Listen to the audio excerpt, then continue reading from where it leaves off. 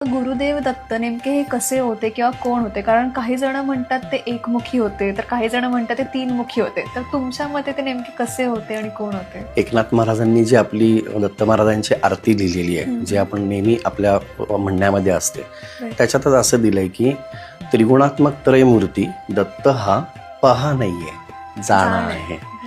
तर ते 3 गुणांनी युक्त असलेली एक अमोघ शक्ती आहे, अविनाशी शक्ती आहे.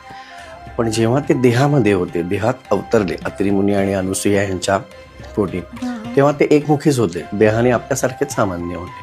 फक्त ते 3 गुणांनी युक्त असल्यामुळे त्यांना आपण त्रिमूर्ती ह्या प्रतिकात्मक मध्ये पूजतो किंवा फोटो सगळे त्रिमूर्ती असतात. महाराजांची एवढी उपासना करतो, पूजा करतो, मग नेमकं महाराजांना आपल्याकडून काय हवं असतं? वा, बरोबर आहे.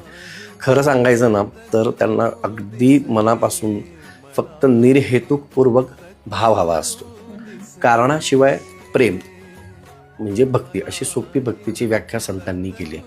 माझं काहीतरी अमुक काम होऊ देत म्हणून मी तुमचा रोज 1000 वेळा जप करीन, 10 नारळ वाहीन, हे सुद्धा त्यांनी स्वीकारलंय का? तर त्याच्यात सुद्धा सामान्य लोकांची श्रद्धा बळकट होते.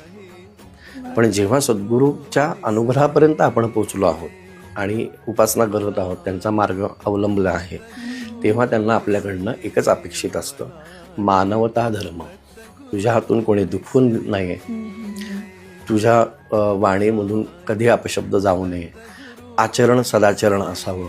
हे सगळ्या गोष्टी ते आपल्या आयुष्यातून अपेक्षित ठेवतात आणि त्याप्रमाणे ते आपल्याला करायला प्रेरित पण करतात.